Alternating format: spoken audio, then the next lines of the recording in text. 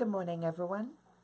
I'm Riley King, and welcome to the Riley King Newscast right here on the Riley King Network. Let's begin. First step, Coast Guard rescues fisherman after big wave capsized boat. Let's take a listen to the video from WMUR News 9, Mike Cronin.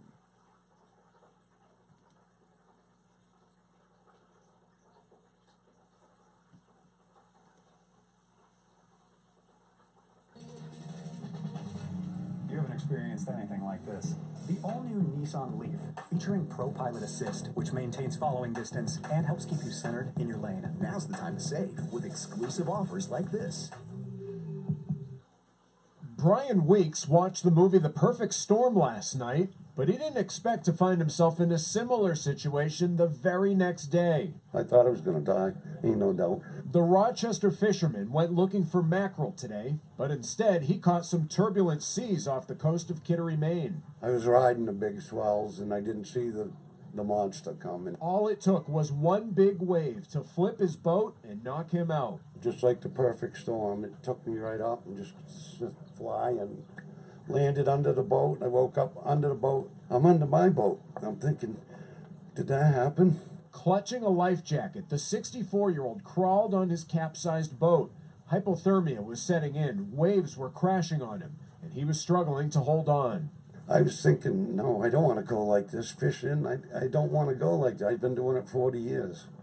And I thought of my family, and it's like, God, they're going to find me just offshore. Weeks says someone saw him get thrown into the water, called for help, and then the Coast Guard rushed in. We were able to get out on scene and get him out of the water to safety and get him back here. Threw a bunch of lines to me, and I don't really remember the ride in. I was cold. I was out of it. He may not remember, but Weeks says he'll never forget that they saved his life.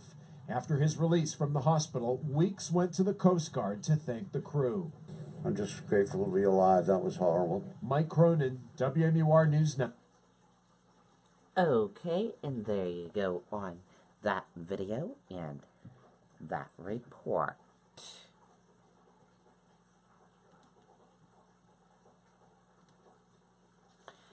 Mother says someone threw hatchet, shouted racial slurs at 14-year-old son. Let's take a listen to the video from WCVB, Boston, John Atwater.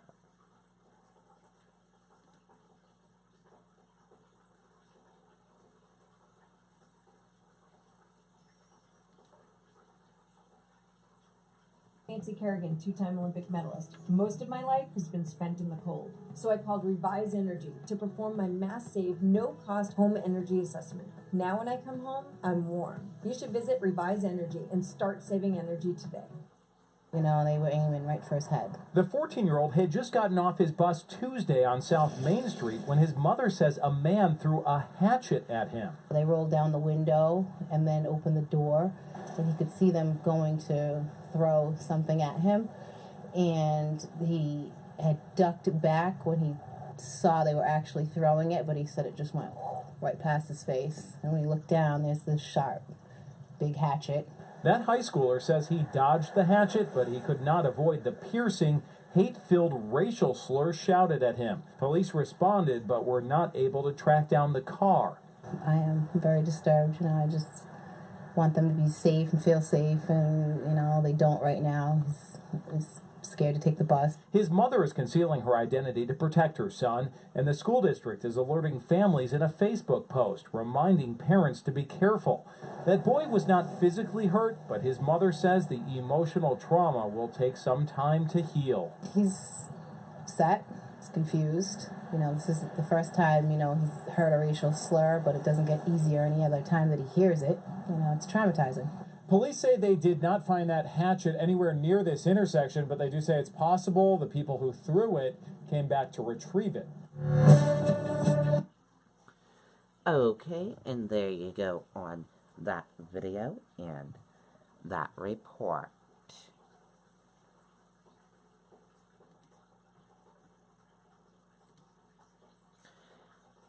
Fans return to ballpark following deadly hit and run.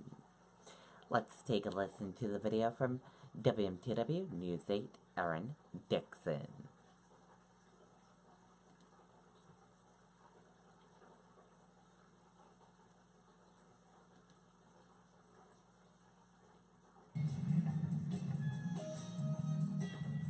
Today's modern past phrase of the day is, "What's that noise?" What's that noise? What's that noise? Well, Megan, one woman described it as bittersweet. She said she was happy that more people were not injured in the incident last Friday, but said she was still confused as to why it happened in the first place. If there's one thing that's going to get us through a particular situation like that happened last week, it's going to be baseball. For many people in the stands of Goodall Park, tonight was about more than just cheering on the Sanford Mainers in their home opener. It was about moving forward. To have baseball kind of be damaged a little bit at a youth level, we take exception to that. So, that's why we hope as an organization that we can impact these young kids and hopefully give them a little bit of a mental strength to move forward. Kristen Connor's son was on the pitching mound last Friday when police say Carol Sharrow drove her car onto the field.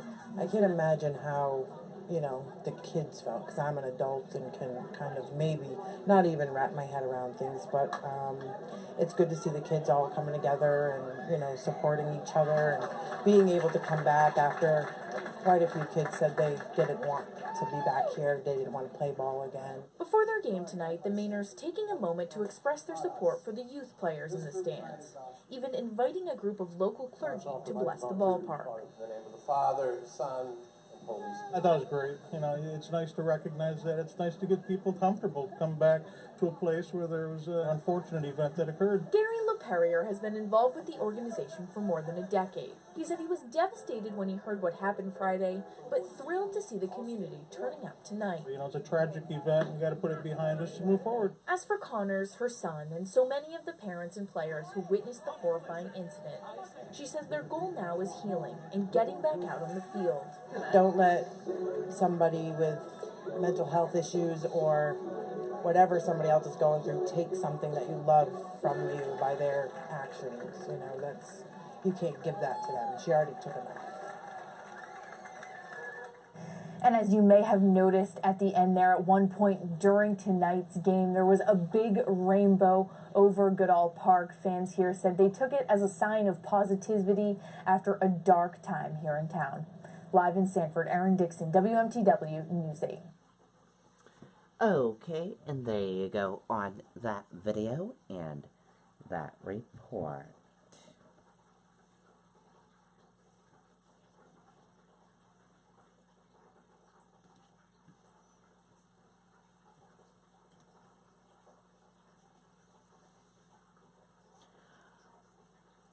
U.S. growth is now probably as good as it gets, Goldman's chief economics says.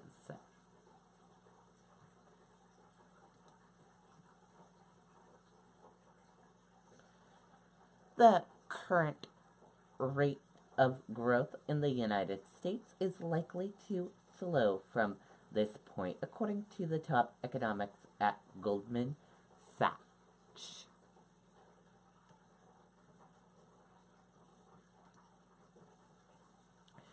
Giuliani takes swipe at Stormy Daniels. I don't respect a porn star.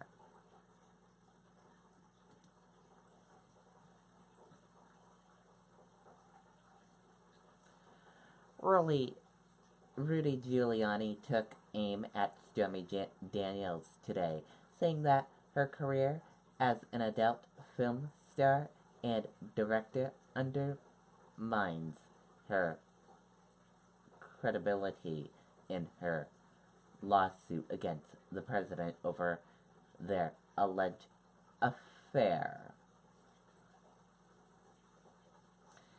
And that did it for the Riley King Newscast right here on the Riley King Network. I hope you all have a great rest of your day, and I'll see you back here later on today for another newscast. And I'll have a news report coming up in a little bit.